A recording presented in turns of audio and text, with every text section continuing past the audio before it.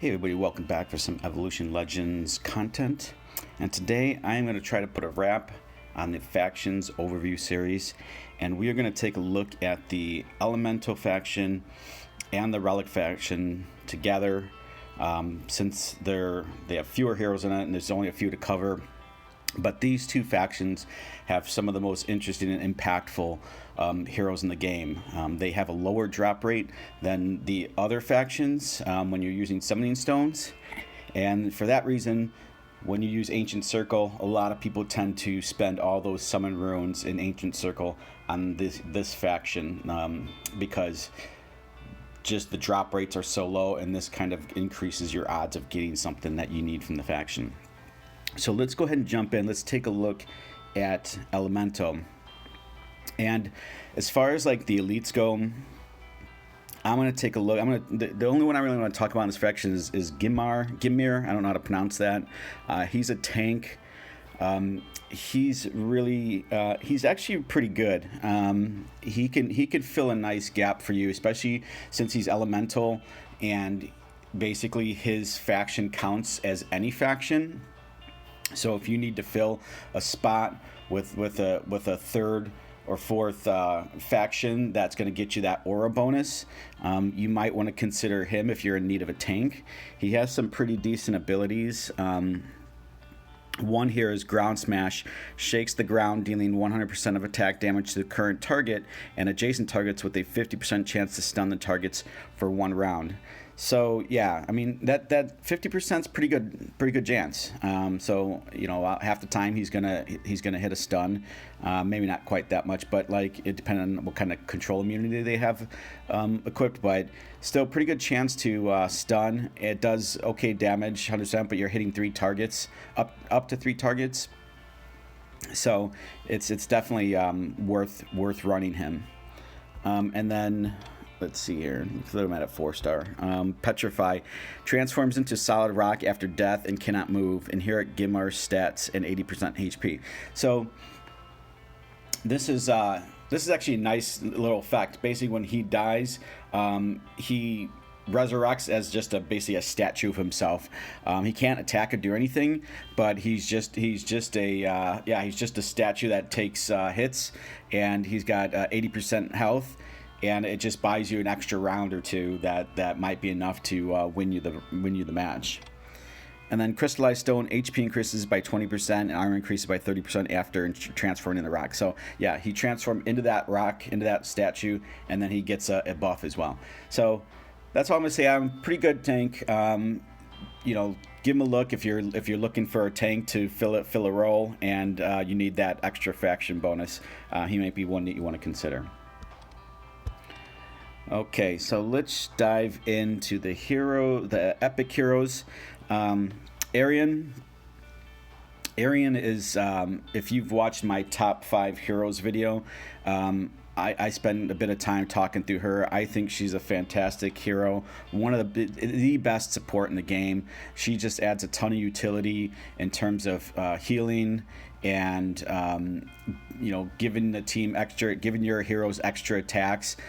She's got some pretty decent durability. Yeah, let's just take a look through her attacks here and her skills and talk through it a bit. So Celestial Light summons a beam and deals 220% of attack damage to 3 to 4 targets randomly, and randomly removes 1 buff from the targets. So fairly decent damage. 220% of attack is not too shabby. It's hitting 3 or 4 targets, and then it's removing buffs from those targets, 1 buff from those targets as well. So it's debuffing the enemy team. Very useful. I think like equipping her with things like I mean, you could equip her with the Arctic Heart for some freeze effects, some CC effects as well. I tend to equip her with Kingdom's Protection because I sometimes run her in my front line, and Kingdom's Protection reduces the amount of damage for incoming critical strikes for her as well as the ally behind her. So when I run her in my front line, I throw that on here. It just gives her some extra durability, which is nice. But sometimes Yeah, I mean, just her getting off some of her skills before she dies is all you need to really to win a match. So let's take a look at her second skill. Summon Spirit of Light restores 15% of max HP each round at each round's end. So again, she has that durability. She has a self heal at the end of each round. She gets 15% of her max HP back, which is not too shabby. After Celestial Light is cast, summon 2 Light Elves that surround allies for 2 rounds. Allies surrounded by the elves also restore HP at the end of the round. So 2 allies, get the elves around them, and they are also restoring 15% of their HP at the end of each round, which is fantastic. That's a pretty significant heal effect, and it's triggering at the end of each round. And I think it lasts for 2. Yeah, it says here it lasts for 2 rounds. So that's pretty significant. Light's Blessing, HP increases by 60%, and when you and allies surrounded by light elves are attacked, there's an 80% chance to blind the enemies for 3 rounds. So enemies you're blinding the enemy team, which I think it increases their chances of missing an attack. And then this last one is really the bread and butter here. Like this Arian and her allies surrounded by light elves have a 40% chance to move one more time at the end of the movement.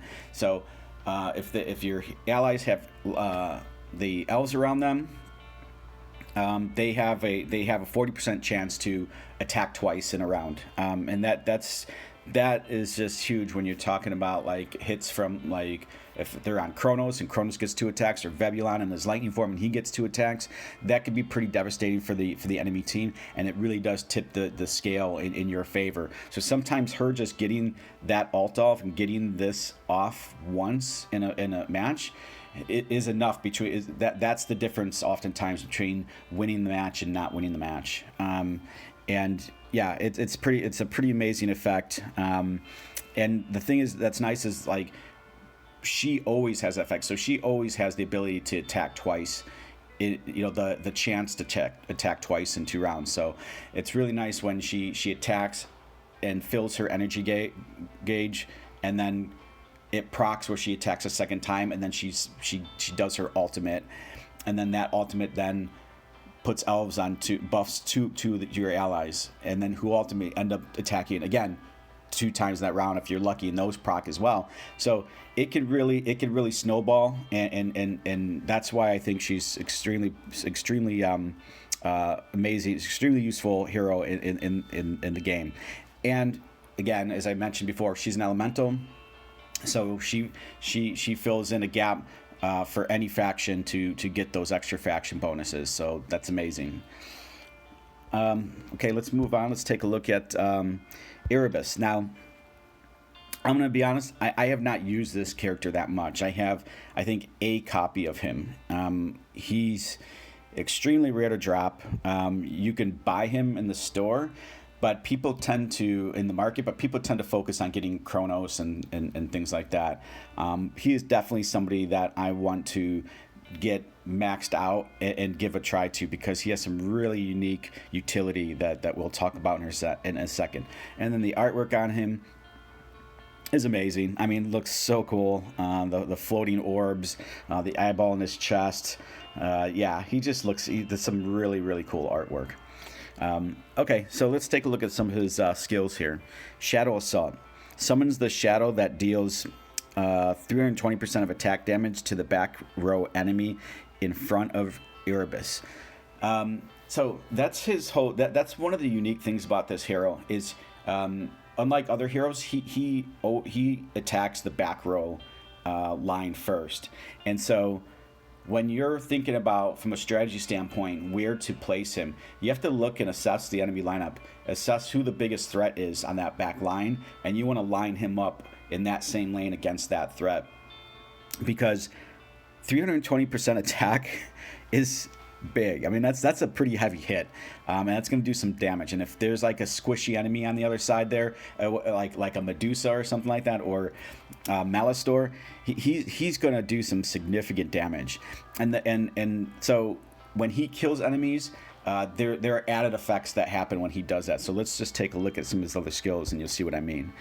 So summon Spirit of Darkness. When Erebus kills an enemy, he will summon a Spirit of Darkness in the target's location. So that's, when attacked, that Spirit of Darkness immediately explodes and deals 250% of Erebus's attack damage to adjacent targets. So he hits his altar, he does his base attack, kills an enemy. A little like dark spirit thing pops up in their place, and then the next time you or one of your allies attacks that dark spirit, it will explode and do another 250% of damage to the enemies around them. So that's pretty significant, because if you think about it, you're doing his basic attack damage or his ultimate, which is 320% attack damage, and then you're basically setting up for a deferred additional 250% attack damage across everything. So that adds up. That's a lot of damage. The thing about this skill is, like here in the parentheses, it says the skill would not be triggered when the Spirit of Darkness is killed. Yeah. So what they're just saying is when you kill an enemy, the Spirit of Darkness is gonna appear, and when you kill that Spirit of Darkness, it's not gonna summon another Spirit of Darkness. Just that can only happen once in that spot. But still, pretty cool. A lot of damage, really effective. Shadow Strike, attack increases by 40%. Armor break increases by 35%, which is big. Basic attack dealing 140% of damage to the back row enemy in front of you and enemies on both sides. So yeah, basic attack that's hitting multiple enemies, and it's attacking that back line. That's his bread. That's his thing, right? That's the unique niche thing he fills. He comes in and he's immediately going after those squishy targets in the back line. So that's pretty cool. And then Rise from Shadows. When Erebus dies, he splits into up to 3 ghosts and deals 240% of attack damage to 3 random enemy targets. If any target is killed by the attack, Erebus rises again in his shadow. Restores 20% of max HP for every target killed. Can only trigger once. Yeah, basically just a self-res. If he, sort of a last-ditch effort to kill an enemy, and if he succeeds in doing that, he'll res and be restored. Yeah, really cool abilities, very unique to this hero, and I'm looking forward to getting him leveled at some point and trying him out, because I think that unless somebody's like teching out against him, unless somebody they're running multiple kingdom of protection in their front line that's protecting their back squishy line, this guy can be really tough to deal with. So something to consider. Just again, tough part is just getting him to drop. He's just so he doesn't drop ever. So you probably gonna have to get a little lucky on the drops and then sprinkle in some purchases with dragon coins from the market.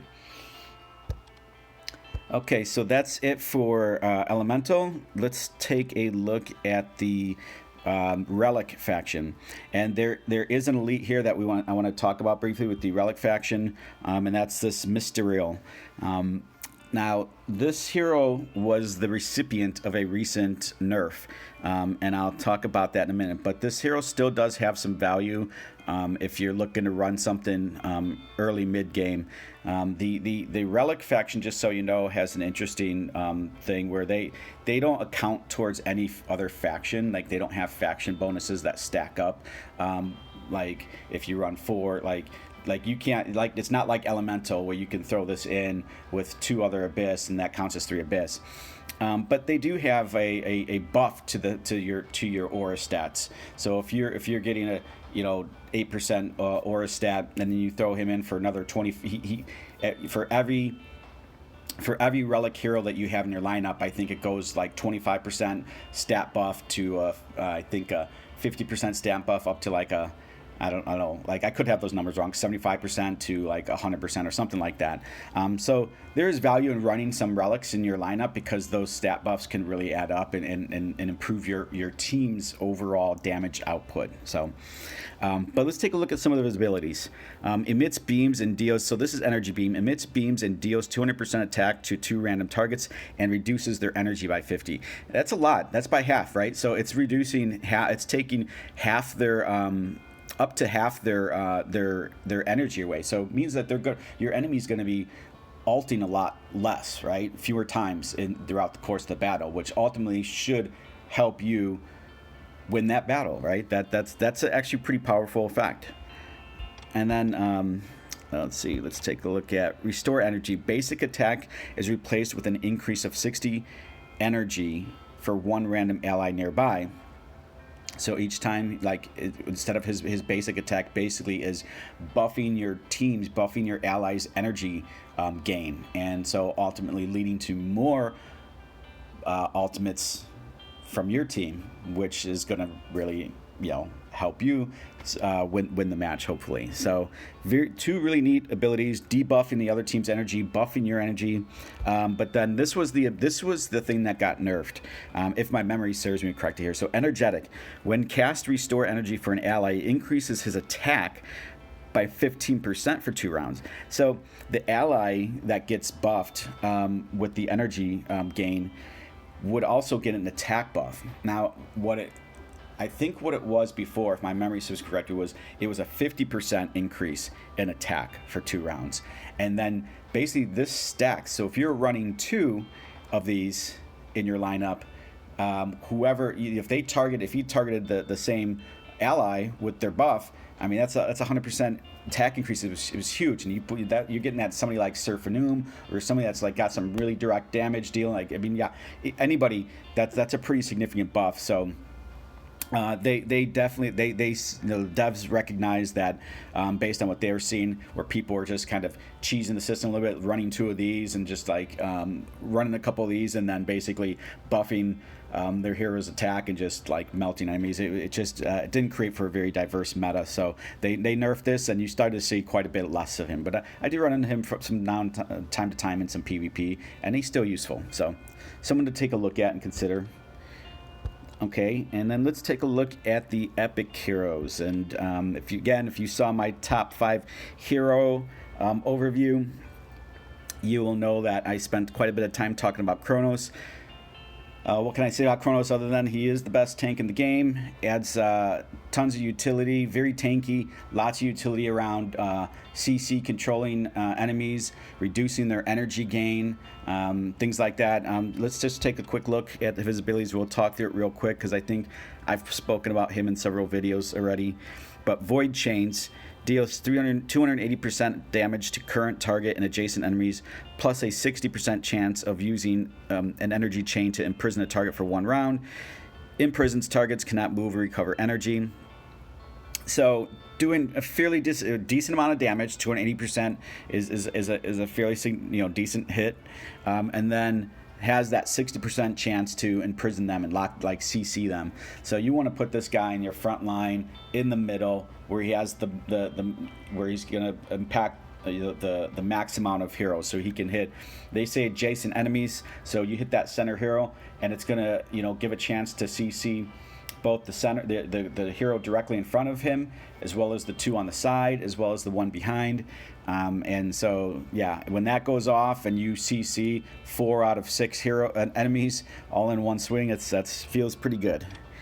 Okay, Binding Chains. Whenever Chronos is attacked 3 times, his next basic attack is replaced with summoning an energy chain from underground. The chain randomly binds enemies, dealing 230% of attack damage to a random 3 to 4 enemy targets, plus a 60% chance of imprisoning them. So very similar to his ultimate ability, just a little bit more random, basically. But yeah, does a little bit less damage. It's more random, but same 60% chance to CC them. So guys like a CC machine, basically. Okay, Energy Overload. HP increases by 60%. Armor increases by 60%. Control immunity increases by 30%. Yeah, just a lot of stat buffs there. And then in battle, when a total of 4 enemies have been imprisoned by energy chains, he will enter overload mode. In overload mode, Chronos all basic attack is replaced with casting energy chains. So basically every single attack at that point, he's casting like CC, AoE CCs basically every single time. So that's why he's a real pain in the butt to deal with, because you're constantly, getting CC'd. It's keeping you from gaining energy when you're being attacked. It's just really slowing you down when that's happening to you and you're fighting against this guy. It's a bad feeling. Okay, and then in overload mode, and he's in overload mode, he starts glowing. He gets like this Dragon Ball Z kind of thing going up from underneath him, like with these flames or things. And as I said before, that happens when he gets 4 enemies in those chains. As soon as he gets 4 enemies CC'd, he goes into that overload mode. So when he's in that mode, he will absorb 12% of the target's max HP, when imprisoning them. So not to exceed 500%. So he gets a little bit of he gets basically a self heal, right? So he starts, just adding to that tankiness of himself, and so all around, awesome tank, best in the game. Can't go wrong. I get it. Like, you might see him not. You might want to try him because you don't want to do meta, but he is the meta best tank in the game if that's your thing. So, and then finally, I am going to talk about what I consider the most ridiculous hero in this game. Awesome looking, love his art, love the big Dinobot looking vibe he's got going on, and for those of you that were Transformers fans. Surfa attack hero.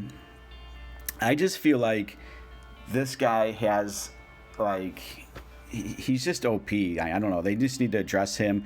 He could single-handedly hold down a whole team. It's pretty obnoxious. And as I talk through his abilities, you'll see why. I think he's cool. I do think he needs some adjustment. Hopefully the devs will adjust him at some point. But I left him off my top 5 list, mainly because I just feel like he is OP, but he's one-dimensional. He's very one-dimensional. And you'll see why in a minute. So Energy Ray. Surfa spits out an Energy Ray, dealing 270% of attack damage to the current target and the enemy behind the target, also converting 60% of the damage into a shield for himself. So that last bit, converting 60% of the damage into a shield for himself, is a theme that you will see throughout his the rest of his skills, and that's where I think he becomes problematic, because he's going to do significant damage. I mean, the skill itself is nothing flashy in terms of it's no different than Fang's hit, where it hits the front row target and then hits the back row target. 270% attack is very reasonable. It's a solid hit. It's fair. It's a fair amount of damage. But the fact that he converts 60% of that to a shield is crazy. And I don't know of any other heroes that do. If you think about Omegan, I think Omegan maxed out. Maybe it does 8 to 10%. I have to go check, but 8 to 10% max shield. I think that the Aegis, the Aegis artifact that gives shields to your team off, at the beginning of a battle, I think maxes out around 20% or something like that. So I feel like 60% is just way too high, and you'll see it gets worse because that shield effect has other benefits with some of those skills. So let's keep looking. Let's keep talking. So Dragon Charge. At the time each round starts, Surfa has a 75% chance of charging at the current target. 75% chance to start every round with an attack. That's really high. 75 means he's going to be doing it more often than he's not going to be doing it. So dealing 270% of attack, right? And let's see, his ultimate is 270% attack. So he's basically, minus hitting the back row, he's still doing 270% of attack damage, and also converting 60% of that damage into yet another shield for himself. So he's just buffing shields. And yeah, I mean, 75% of the time he's basically doing an ultimate. It's just not hitting the back row, but it's like doing the same amount of damage and it's adding the same amount of shield 75% of the time. That's ridiculous. And then let's see, consume energy, attack increases by 40%, crit increases by 40%, restores 50% energy when Surfa kills a target. So buffing stats, killing targets ultimately, cause him to get 50 energy, like half his energy bar back. So he's gonna basically just do another alt. And then finally, this is the cherry on top. Gets a 60% control immunity. So frustrating when you can't. It's very difficult to CC. So that's really your only defense against this when he starts like snowballing down the hill and getting all those shields is trying to CC him, or just hitting him directly with a ton of burst damage. But if the shield is remained after an attack, Surfa recovers 9% of HP loss. So, you can see he's attacked twice, gotten 60% shield, then another 60% shield, and then like you go and attack him, and like you maybe take half his shield away, right? Or maybe 3/4 of his shield away. Yeah, I mean, and then just for the sake of having those shields, he gets a 9%. 9% of that attack gets converted to HP, right? It's just really really OP. I'm thankful that his drop rate is really low, but yeah, I mean, I think he's cool. I just think he needs some adjustments. I'm not, I'll get off my soapbox now, but he is a cool hero. If you have him, you should run him. If he fits what you're trying to do with your team, or if you're just looking for somebody that's going to do some pretty decent damage and hit back and front and back row targets with an ultimate, and then has some durability, you should definitely give him a try. But I think that he will get, my feeling is he'll get nerfed at some point, and then he might not be as useful down the road. All right, well, that's it. I think that covers all I wanted to cover today with the factions. It wraps up the faction series. I really hope you guys enjoyed it. Thank you for all the feedback. I got a lot of good feedback for those videos, and I'm glad that it was able to help some people out and make some decisions around heroes that they wanted to invest in. So if you like my content, really help me out by subbing and hitting that like button. It really helps me get exposure in search results and gets me out there more. So definitely a big help. And we'll see you next time. Thanks for watching. Have a good night, everybody.